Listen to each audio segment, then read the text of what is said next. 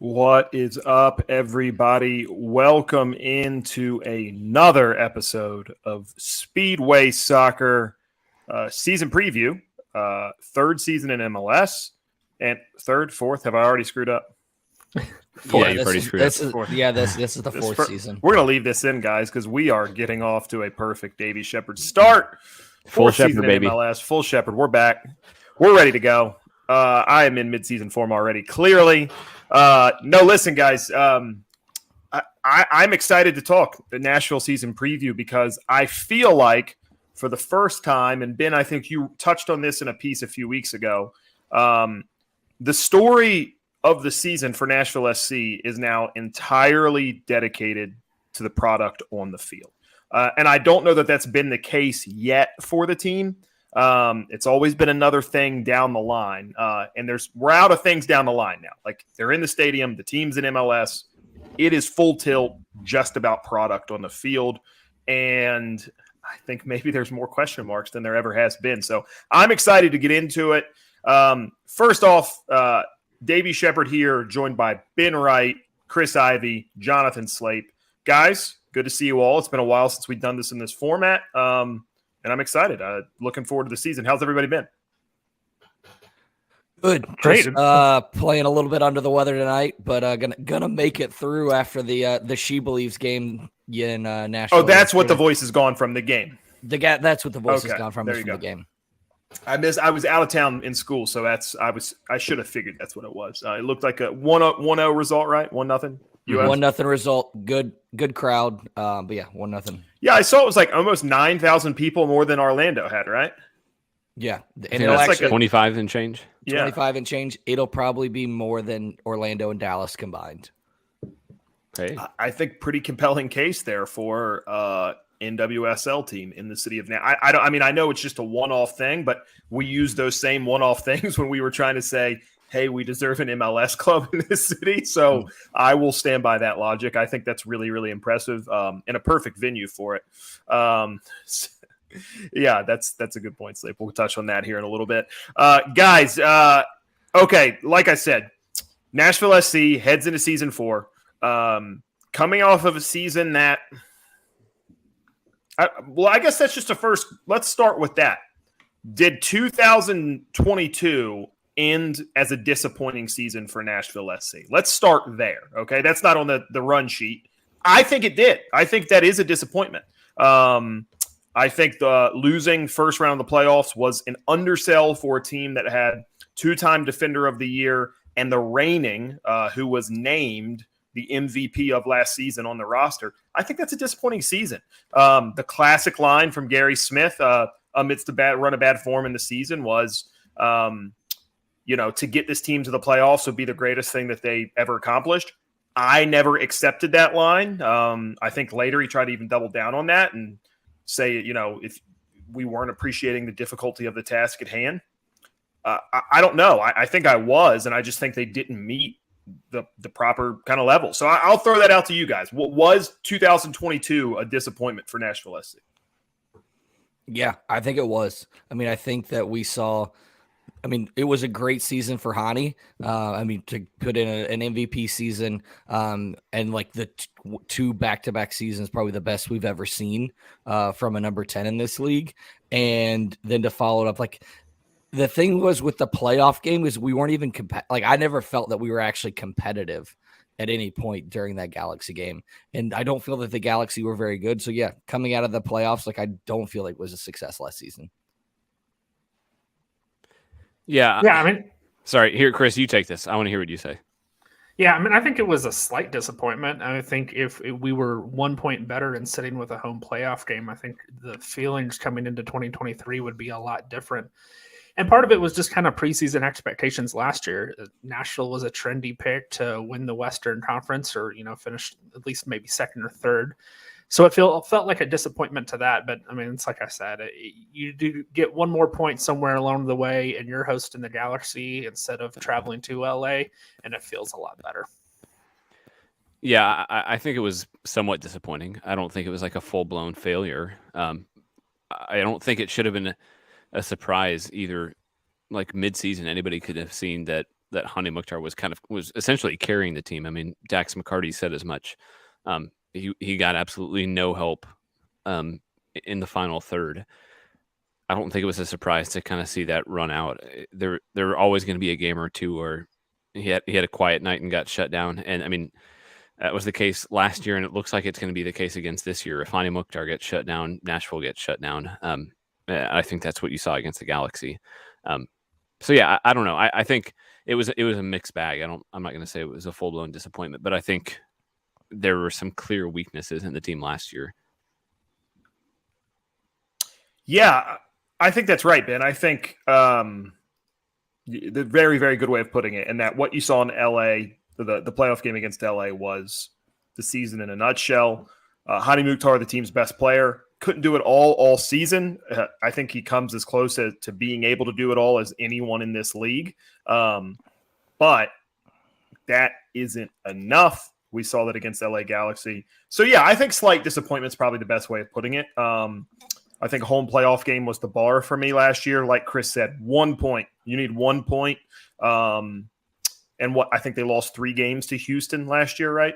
So just like kind of that trio alone is pretty shocking that you don't pull off a result somewhere. Or even that Vancouver game where you give up a late goal for a draw. I want to say in the 88th minute. You're up at home. Or the Portland game where you're up 2-0. Yeah, at home. Yeah, and I think that's a story, right? You're in the season. You're in the new stadium.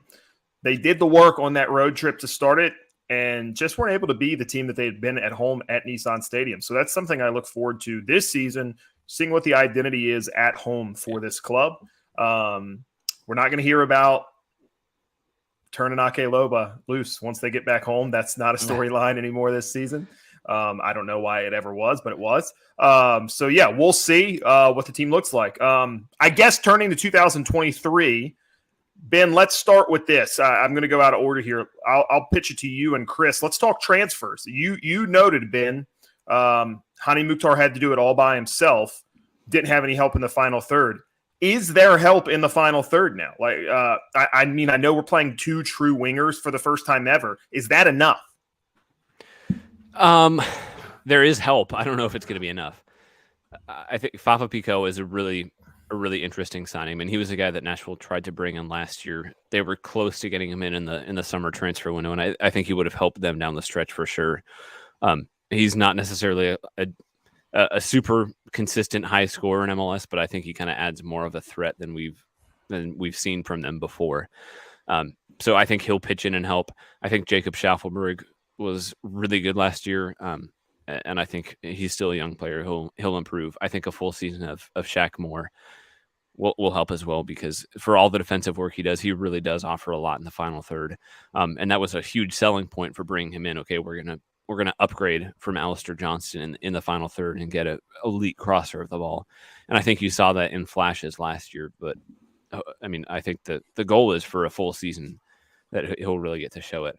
So I think they've added a couple pieces, but overall, I mean, we've been saying DP striker for 2 years at this point, and that feels like the big missing piece.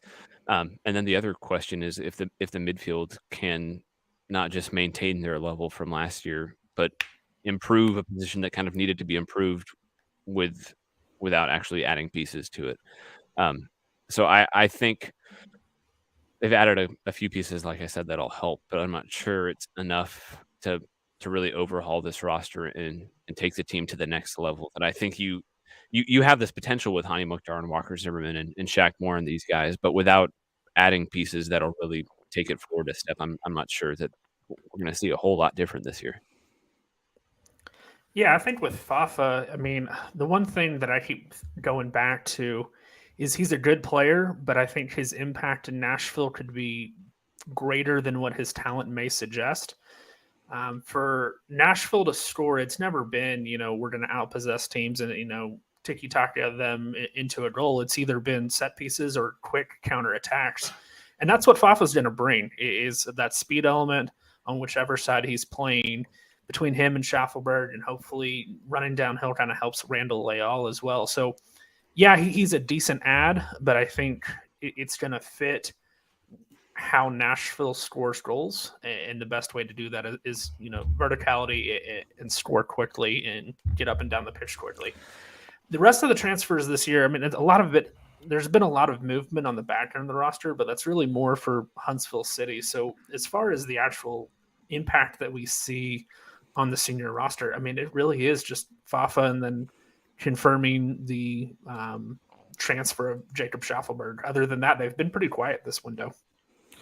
Yeah, the last thing that I'll add on Pico is just the fact that his talents are like what he is known for in the league is the fact that he's widely considered one of the best defensive wingers in the league, and you saw that a lot in Houston. And then I mean he's only scored. I like him as a player, and I think he's going to add some things to Nashville's attack. But he's only scored double-digit goals twice in his career.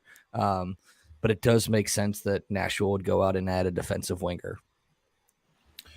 So looking at that, what's the biggest hole in the roster that you guys see? Ben, I'll start with you again. If I'm not correct, what I would say, there is no backup right back currently, correct? It's Shaq Moore, and then Alex Muil played a large portion of the preseason there, right? Yeah. It seems like Gary has really liked him from the press conferences at right back. I mean, he scored 2 goals against Cincinnati, and I'm assuming, I mean, obviously no one has seen anything, but it sounded like it was from that right back position. It kind of makes sense. I mean, we saw him there right wing back last year when they were in a back 3. He is much more of a defensive 2-way winger. So I think it kind of makes sense for him to maybe evolve into that role long term. Also from Ben Martino, their third string goalkeeper, he posted a group photo on Instagram, and it sure looked like Eric Miller was in it. He's still a free agent, hasn't been re-signed. I think fans are a bit ridiculous for how much they dislike him, but he was a really serviceable player for Nashville for 3 years.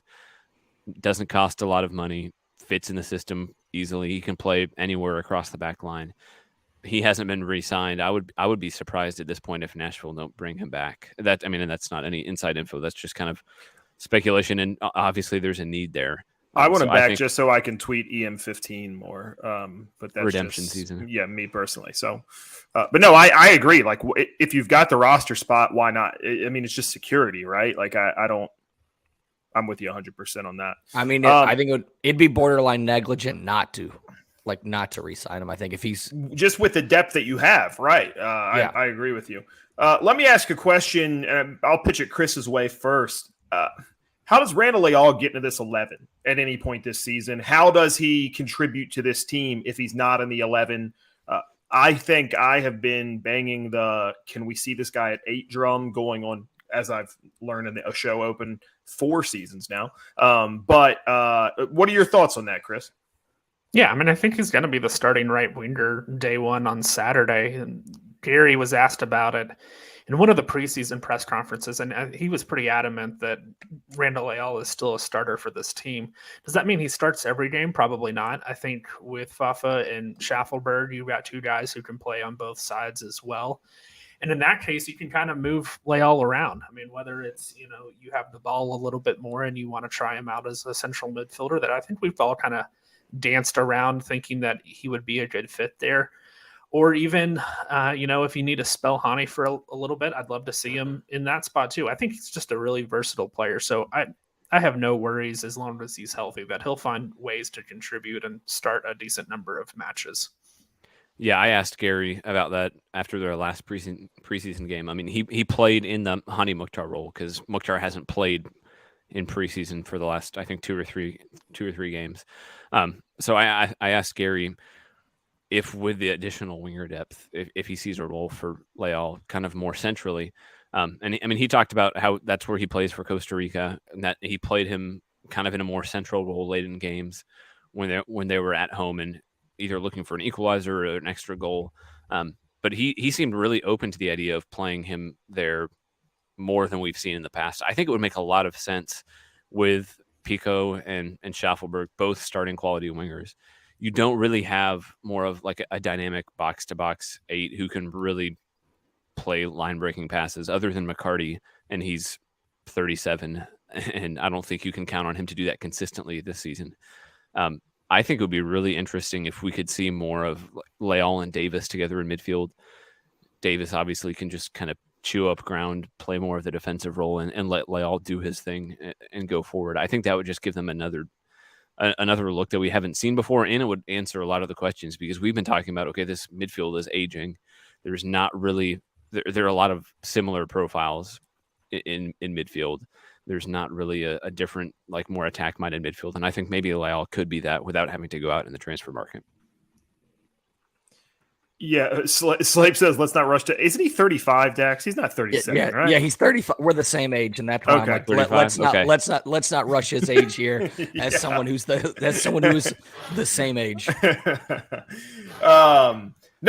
That's my main question. I mean, I think a lot of people, if you're not going to say Walker Zimmerman or Hani Mukhtar, I think Randall's probably the next person that people would say is like the next list on the fan favorites. Maybe Dax. I don't know. I think he's one of the guys that's up there. And so that's just an interesting thought for me. I also, Chris, think it's interesting that you say you think Randall's day one starter going to get a lot of matches at wing, but also your answer was Fafa for he's the biggest improvement on the front, the final. So it's like, okay, so this guy we think is going to be the biggest improvement we've made in the final third, but also we're going to keep him off the field a fair bit to keep Rand. I just think it's – sorry, am I misspeaking, Chris? Well, I mean, I think what we've seen in preseason is that Gary's going to kind of a 4-4-2 where you're going to have two wingers. So I think in that case, what I would expect to see in this first match is probably Fafa on the left as one of those wingers and then Leal on the right.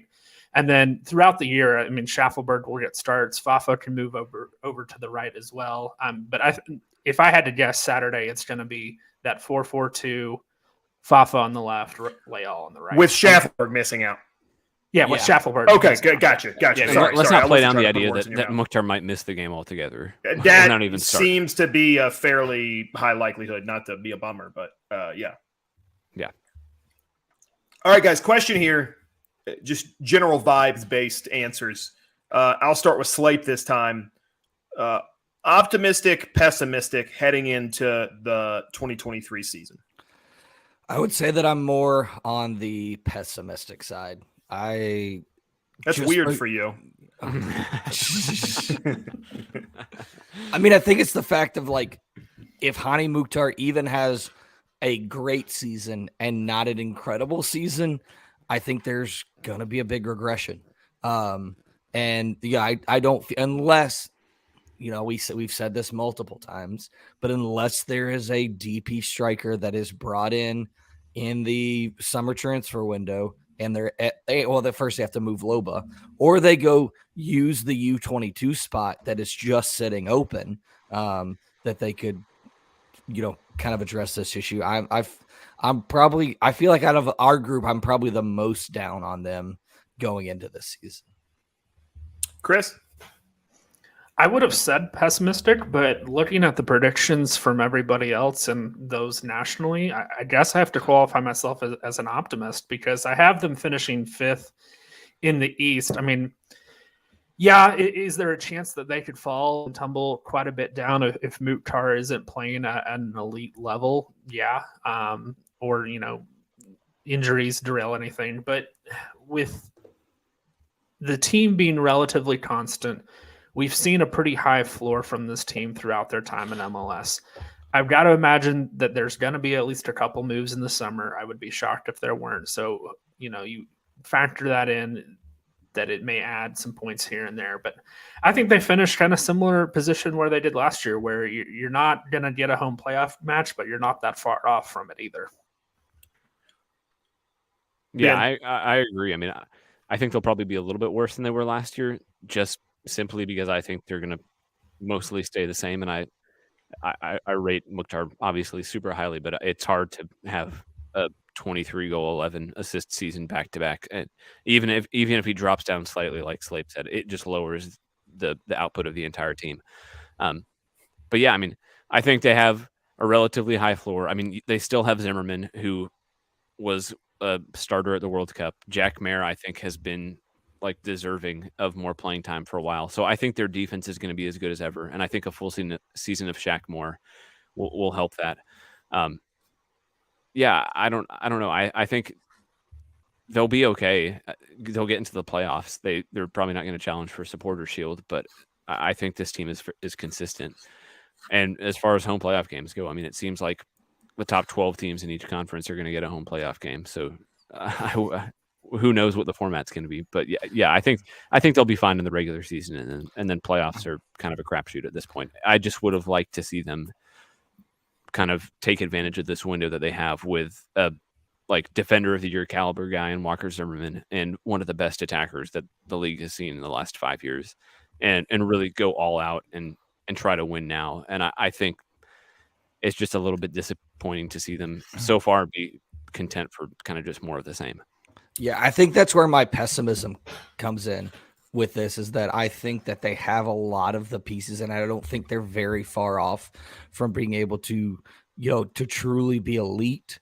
And I mean, what would you say? Two pieces, like midfielder and a striker? I think if you add a striker and add a midfielder that's not a box to box guy, just like, a creative midfielder, and like I think that's really sets them apart. But like, and you can be done quickly. Like, let's look at Cincinnati. The fact that they went from being the worst team that MLS has ever seen to, I have them finishing, I think, second or third in the Eastern Conference this year. Well, and it's not like Nashville don't have like the ability to make these moves. They have an open U22 slot. You can sign non-DP players on TAM level deals. I mean, we see these from other teams. Charlotte has made a ton of these moves in the offseason. Orlando has made a bunch of them. Portland makes them all the time. I mean, there are teams in MLS who don't necessarily spend at the top of the table, but still make pretty ambitious moves. Sporting Kansas City. Yeah. So I don't know.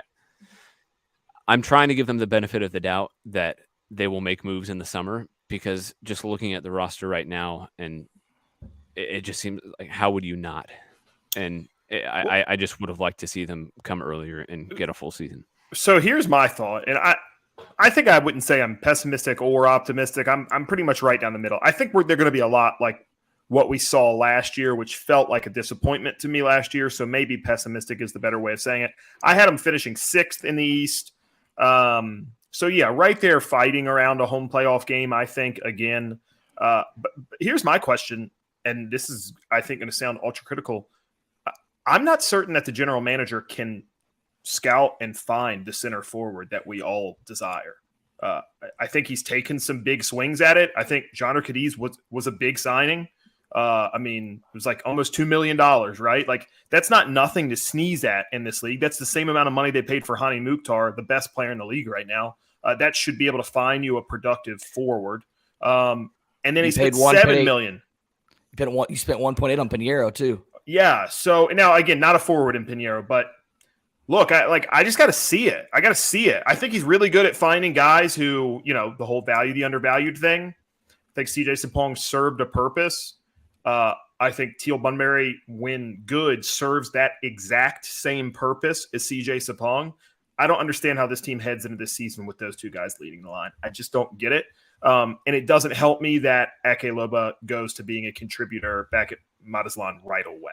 So the only thing I'll say to that is Mazatlan would get stomped every week in MLS. But he's scoring. He's goals. Getting on scoring goals, man. I mean, I don't know what to say. Agree. Like, I'm just saying it's not necessarily an apple. I've seen a lot of this. Isn't in response to you so much. It's a lot of people I've seen on Twitter. It's like, look, he's automatically gone and he's scoring in Liga MX, which is a better league than MLS. So he's playing at a higher level than Nashville. And I mean, he's playing for a team that is like, I think they would struggle in USL at this point. They're like, it is. But hard isn't to that more impressive though? Maybe if he's being able to score those goals for a team that is that bad. I have mixed thoughts about him, because I've watched every game he's played so far, and I would have trouble telling you one thing that he does well on the field. He's scored a handful of scrappy goals, but he's contributing something our starting forward didn't do last year. Right? No, from May. I think maybe this is getting to Davey's point more. Like, was he not? This is the big question that'll never be answered. Was he not given enough of a chance, or was he just a terrible player who shouldn't have been signed in the first place? And the second one is worse. Right. The second one is a worse indictment on the general manager. So That's I don't know. That's where I struggle with it. Chris, I think you've got a thought. Yeah, I mean, for me, the biggest issue, and I know I've mentioned it before, there's probably a pretty decent player there in Loba. The issue I have with whether it's Jacobs or Gary Smith was that there was obviously a disconnect of what the player profile looks for a number 9 in Gary Smith's system. He saw Loba as playing that Hani Mukhtar role. Obviously, that was already filled by the league MVP, so it was never going to address the 9. So those two need to get on the same page. They're going to go get some striker, I'm sure, this summer. Get on the same page, find that target 9 that fits the system, and I'm hoping to God, and I honestly think they will find somebody that fits and works for that position. I have two quick thoughts. Like Chris said, just he's not a 9 in Gary's system, and he never was. And I think it was a little bit crazy to think he could play there. But also, like, you can adapt. Like, you can figure out a way to get him on the field and kind of create a role for him. So it's not. I don't know. You start playing a system with basically a second striker, and he can't even be that guy. You know what I mean? Like it right. was like. I don't know. I feel like nobody is blameless in this. Yeah. The other thing is I still think Jandre Cadiz fit Nashville perfectly. And I mean, there's part of me that thinks if they could have got him on a high TAM deal instead of a DP deal, he would be the starting striker right now. And we wouldn't even be having these conversations. I still think if the Venezuela fiasco doesn't happen, he's the starting striker for this team. I really do think there was some bad luck and bad timing. Yeah, bad luck and bad timing. But again, who didn't come off all the time either. Jandre, there was a lot of fans questioning the effort and stuff like that, which I thought was unfair. I thought some guys just have that style, you know what I mean, where it looks like they aren't trying. He scored more than Loba did, right? So, yeah, look, that's the question mark for me. I don't think I'm pessimistic. I think, yeah, you're right. If Hani drops off to not even just anything that isn't superhuman, this team looks a lot different. I still think that team probably gets to the playoffs. So, yeah, I'm interested to see. How much does all this change if they go out and spend another $5-6 million in the summer on a striker? Well, I'll answer that with this. Can that guy will he be given a chance play this season? Can he play now? Because that change. I mean, if it's quote how many times do we? Well, this is really a signing for next. It's really a signing for the following season, and it's that isn't it. You got to win now, and so it depends for me. I mean, if it's a guy who can come in and contribute, Shaq Moore came in and played damn near right away and made an impact. So. If it's a guy who can come in and give you real minutes, sure, the whole conversation changes. I don't think they go up to competing for, supporter shield or anything like that. I think they go from 6th to 3rd, maybe, or 4th.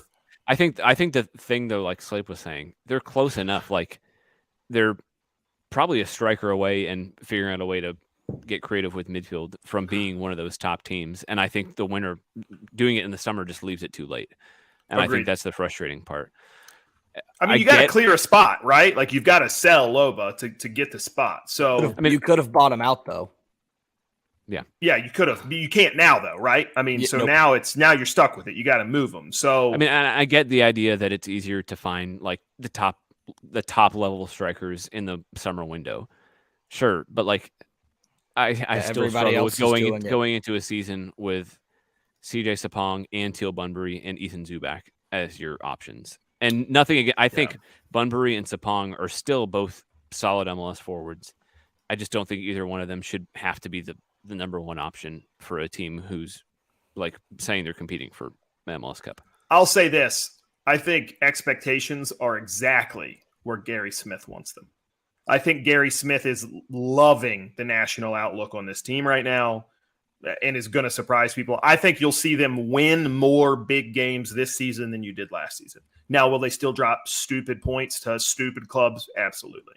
But we've seen that every season from a Gary Smith. I mean, all the way back to USL season 1.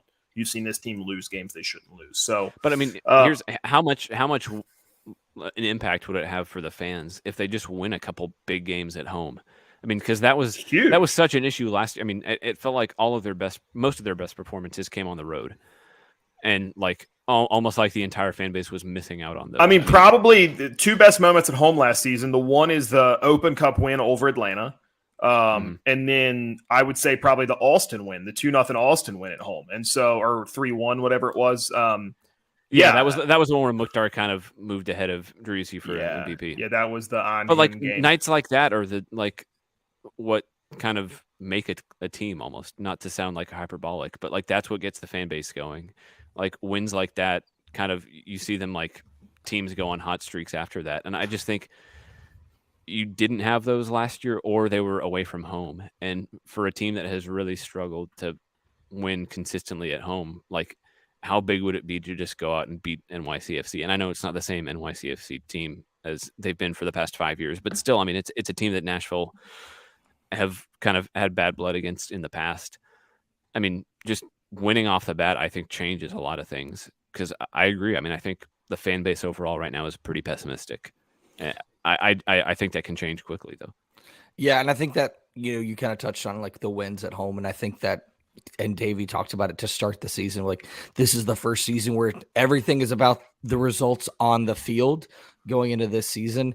And we know Nashville is a town too that likes the new and shiny, and like they need to get those big wins at home because you've built the largest soccer specific stadium in the country, and like how quickly does that start to feel stale for the people in this city where you're the third biggest sports team? I mean, I think the Preds are the storyline. 5 years ago, it's look at this hockey town. They're selling out Broadway to, it's totally packed. You can't move downtown. And now it's a tomb, the stadium. It is a tomb.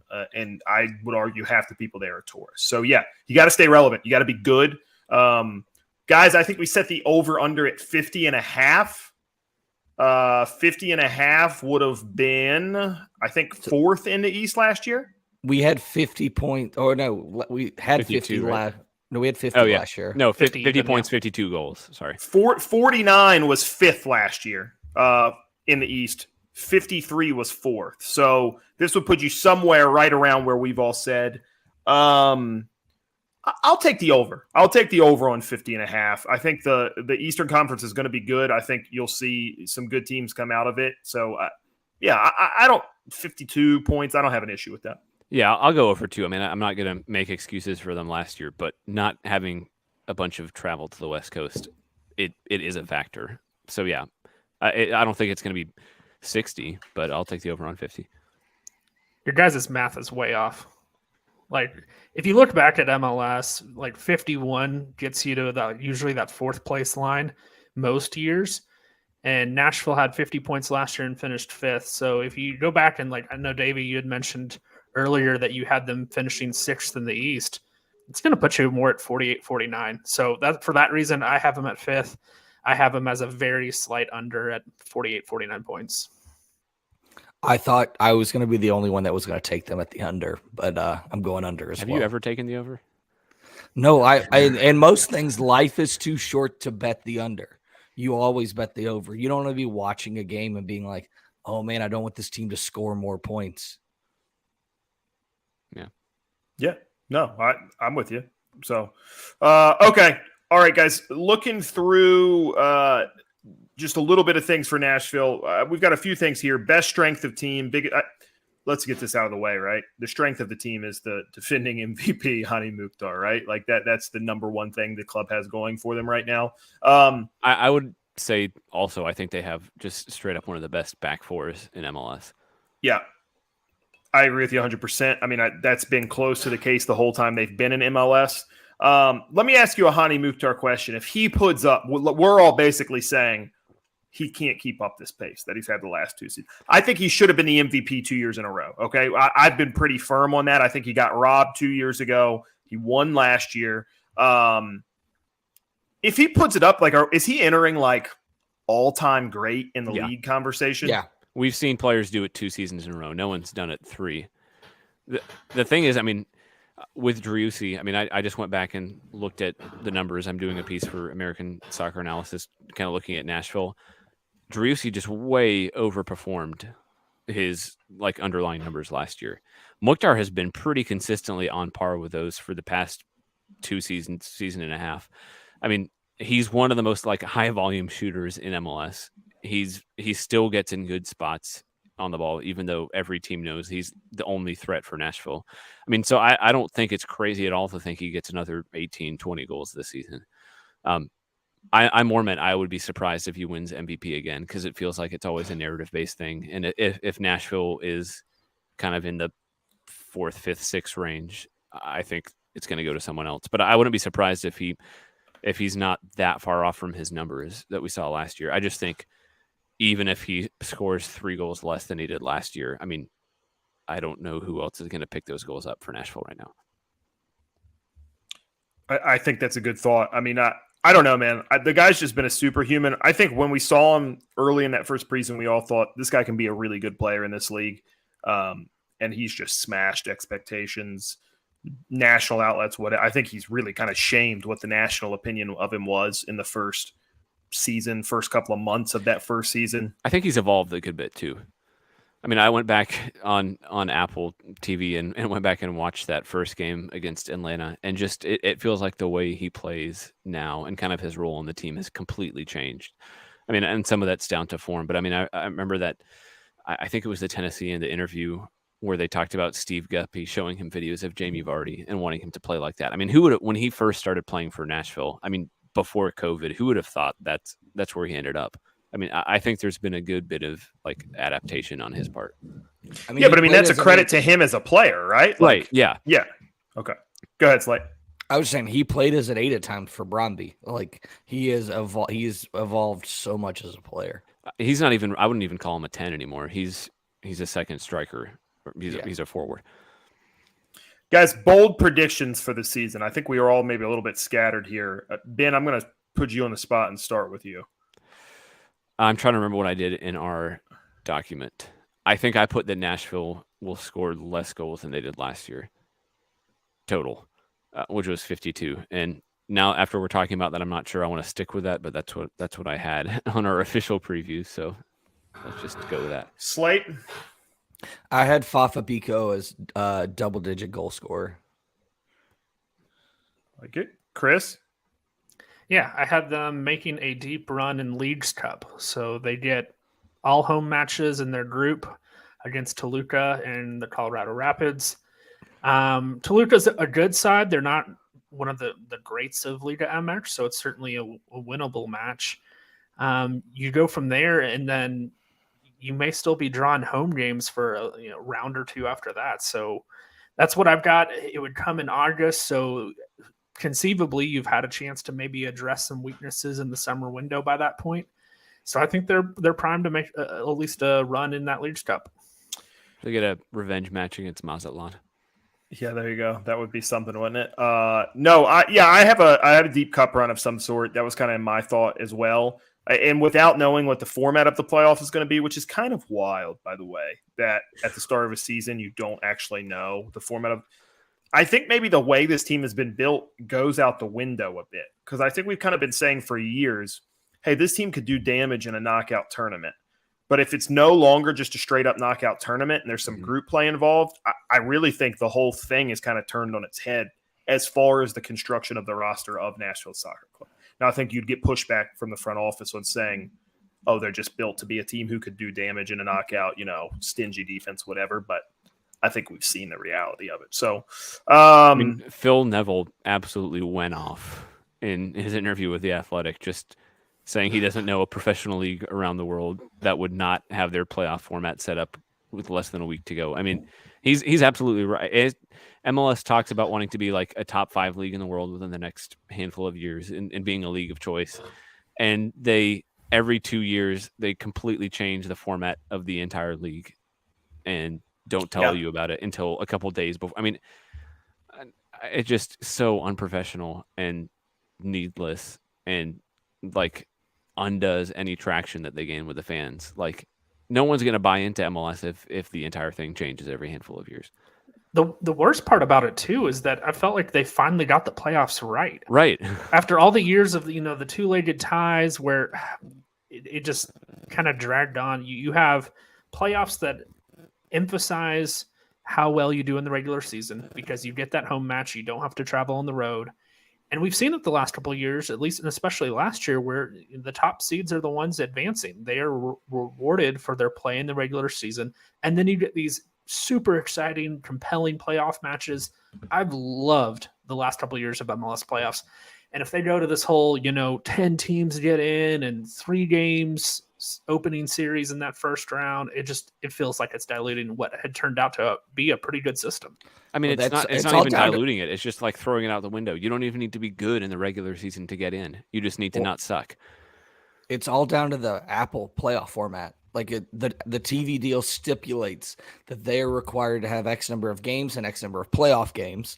And as a part of that, they have to now figure out how they're going to fit in those extra games. Now, granted, they could add a few more regular season games because you don't play everybody. But yeah, it's all down to the new Apple TV deal, why they're having to change what I thought, when I agree with you, Chris, was one of the best playoff formats, the best one that MLS has had in their years of existence. Guys, nailing down on Nashville SC, this will be my last question. We've talked about our concerns. We've talked about strength. What is success? What's the barrier here? We said we thought last year was a slight disappointment. What's going to come away this season you aren't disappointed? For me, it's the same bar. I'm saying home playoff game. I think if you can do that, you have succeeded this season. You have exceeded my expectations for the club. I think they'll finish a little bit below that line. But like we've seen so many years, last year, like Chris pointed out, it was literally a point. It's a knife's edge, So I think you could be in the running for a home playoff game. So I'm putting that line out there again. I think top 3 in some kind of silverware, not necessarily MLS Cup, but I mean, you saw what it did for what Orlando did last year going on a U.S. Open Cup run and how it kind of changed the way that at least the city talks about the team. So I think something like that, whether it's Open Cup or Leagues Cup for Nashville. But yeah, I mean, finishing in third in the Eastern Conference would be massive, in my opinion. Yeah, for me, I think it's take what Ben said and change it from an and to an or. So for me, it's get a home playoff game or win a trophy. Because if they finish 6th or 7th and you win a U.S. Open Cup or you win the you're right. Cup, hell, I don't care. Like at that point, right. I banged my microphone. Can I change? Give me the trophy. Said? I'll change mine to agree with Chris. That's good. I think that's good. Yeah, mine was very similar. Now I do feel like I need to edit what I say because thinking through of it in the playoff format where everyone would play at home, saying that you have a home playoff game really takes away. It lowers the bar a lot. It lowers the bar a lot. I mean, I think making a final in Open Cup or Leagues Cup, preferably Open Cup, is a success for this team. Leagues Cup. Leagues Cup is a fake cash grab of a tournament, and I refuse to acknowledge its existence. It may be a fake cash grab of a tournament, but that's going to matter so much more to soccer fans living in America who watch Liga MX in droves and droves, seeing a team I in don't their want home your market logic. their teams from Mexico. Honestly, that would do more for Nashville in capturing hearts and minds than a U.S. Open Cup. But hey, if you win the U.S. Open Cup, then you'll have to tell Rob McElhenney that, hey, we do actually have a version of this over here.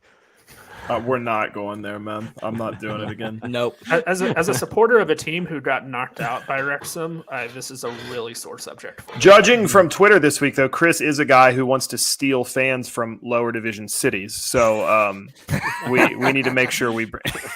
It's written by someone who is a massive New York Red Bulls fan. Under his scarves, I've seen it. He has like a master plan. He's going to take down lower division soccer in the US. That cracked me up. Okay, so we've touched on. Slape just mentioned Red Bulls. Let's touch on the league as a whole here. We're going to do another episode separately for everybody listening, going into detail on the opening match against New York City FC this weekend. So that'll be coming out a little bit later in the week. Here are just thoughts in general about the league as a whole. So I'm, don't worry, that's coming. We promise. Ben will have content written. Chris I'm sure will as well. And Slape will have his match previews out too. So all of that stuff is coming for the New York City match. This is just season preview. Guys, I know we kind of all threw out some thoughts. I think we all kind of think the teams that were great last year are going to be great again this year, right? Philly and LAFC look to be two of the better teams in the league. I think some people had Cincinnati up in second. Is that right? A few people did. Okay, yeah. I had them in third. I think I had them in fourth. Seattle, I think Austin. Those are pretty good teams in the West. Do we think Austin can back that up? The kind of level of play they had last year. Maybe. I mean, I think they've made some interesting additions. Like, I think Gyasi Zardes is better than they've had at striker so far. I just think they overperformed so much last year. And I don't know. I think they have good pieces, but it's just hard for me to see them overperforming like that again. Maybe they take a step forward and just actually play better. But yeah, I think very similar to what we're saying about Hani. If Driussi can be him again, right? Like, well, I mean, he overperformed significantly. Yeah. Like, I know, but that's what 2 years ago we were saying. I think this is an overperformance for Hani Mukhtar. If he backs it up again and he's that guy, well, it's like, okay, then the outlook on this team looks a little bit different, I think. They're one of the teams I'm most interested in because I could see them being really good or kind of coming down to earth and kind of reality catching up to them a little bit. So I could go either way on them. Eastern Conference, who else do you guys have up top? I know it was pretty much Philly all the way around. New York City FC, I'm assuming, second? No, I mean, I don't have New York City FC making the playoffs. We'll get into NYCFC in the preview. Okay. But I'm pretty high on Red Bulls, though, the other side of New York. Orlando. That might have been what I mixed it up in the thing, yeah. Okay. Orlando as well. Yeah, Orlando had a really good offseason. They did really well, like, taking swings with some of their U22 spots. I think they were already – you've seen kind of Oscar Pereja start to turn them around a little bit, but some of the signings they made in the winter were really interesting. I don't know. I just have trouble seeing an Oscar Pereja team being really bad, especially with the ambition and the moves they've made. Okay. Who we got it for the MVP, guys? I got Sebastian Driussi. Oh, gosh. Are you going to laminate that? I'm not going to laminate that. No, I could see Driussi. I feel like he went out of the season feeling like he let it slip away at the end, and I think that's going to be a big motivator for him to try to come out there and win it this year. I had Lucho Acosta for Cincinnati. I mean, he had some of the better chance creation numbers all last season. I think he's one of my favorite players to watch in MLS.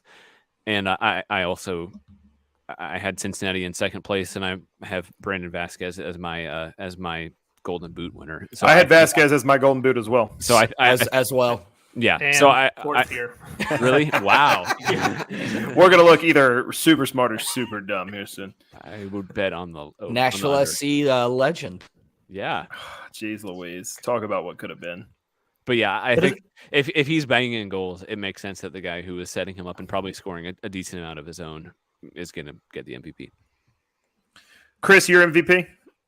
I had Vasquez winning. Vasquez. I think as much as we talk about MVP being a narrative award, if Cincinnati is, second in the East or third in the East, where we're all kind of predicting them, and as great as their offense looked at times last year, Vasquez is going to be scoring goals, and he's going to be spearheading that attack. I think he's going to have a lot of people kind of trumpeting his cause. Yeah, I also think Brenner leaves in the summer, and I think both Acosta and Vasquez are going to pick up that workload there. Yeah. I think it's a bit odd. None of us have Hani Mukhtar even in the convo for either of those two. I don't know. I get it. It's hard to back it up, but guy's just been the best player in the league for 2 full seasons. Has there been a back-to-back MVP winner? At least in recent years? Not in recent years. I want to say, I'm going to have to look that up, but I do not. Yeah, I don't know. We don't have one in recent years. Donovan, maybe? I was thinking Donovan. Did Robbie Keane ever win it? I think he won it 1 year. Okay. Yeah, John Vinko didn't which win would 2 have in a cut row? into Donovan. Giovinco did not win 2 in the row, no. Okay. It may have been Donovan. But he had 2 pretty monster seasons in a row, right? Right, Okay. Yeah, no, it would be hard to do.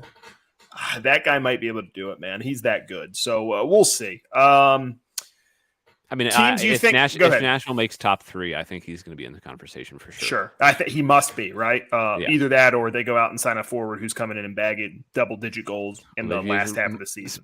Speaking of, the best comment we got on the fan survey is, I can't wait for the summer when my girlfriend leaves me for Nashville SC DP Olivier Giroud. Yeah. We've only had one player that has won the MVP twice. Twice. Like, not even Have we consistent. named him? No. And I would be willing. Yes. I was about to say, I was going to say, I bet a large portion of the fan base have never even heard of him. And he didn't even win it twice in a row. He just won it twice. Yeah. He won it 97 and 2003. There you go. No one else has Damn, won that's it. a big gap, boy. Holy cow. Yeah. I mean, and Mukhtar's already kind of, I would say he's getting into the conversation with some of those guys. I mean, double-digit goals in back-to-back season. I think there are 14 others who have done that.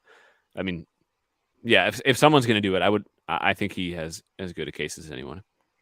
Guys, a team you think is going to struggle this season? It seems like New York City FC is a shared opinion. We've kind of already touched on that. Anybody from the Western Conference? Minnesota. Yeah, there's Minnesota. There's big questions about Emmanuel Reynoso. How does Is he old boy gonna- keep his job there in Minnesota? Adrian Heath, Yeah. because he's also the GM. And when you good job security. That's a good plan. Yeah. And I believe he may be the CSO as well. Like he is very involved and very plugged into that organization. So They've also been fairly decent though. Like when Reynoso's playing. And Yeah, playing but well. isn't that the opposite of like that? What we're saying is Nashville's got to be more than a team that's just okay with being fairly decent. But we're saying this guy just has basically unlimited job security. Because that may have they've been fairly that decent. may have been underselling it. I mean, I think they've been like with Reynoso. I think they've been like people would call him a dark horse. Like going into the season, I thought they were pretty good for stretches last year.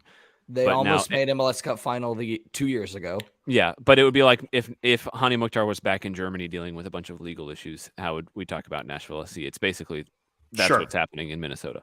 Because he pistol whipped a 13-year-old. Not a good look. No. And Not a hasn't good shown up look. for and hasn't He's shown up. suspended without pay by MLS because he Yeah. just didn't report to preseason. Adrian Peterson sees nothing wrong with this conversation. Jeez Louise. From Adrian Heath to Adrian Peterson, real quick there. That was good. That's the breadth of expertise that you get here on Speedway Soccer. Supporter Shield MLS Cup winners, guys. We'll finish it out with that. Let's start with Supporter Shield. I've got Philly. I just think they're going to be that good. I think Jim Curtin's as good of a coach as there is in the league. Hopefully we'll have a chance at being the U.S. men's national team coach, so maybe you won't have to face him too much longer at Philly. But I think between them and LAFC, it's one of those two teams. Anybody else? I mean, Cincinnati. As some of you guys have Cincinnati in second, you think they could be in competition for that? No. Not for Supporter Shield, but I I think have Philadelphia winning it, and I think Seattle is probably the second I would go with. I would agree with that.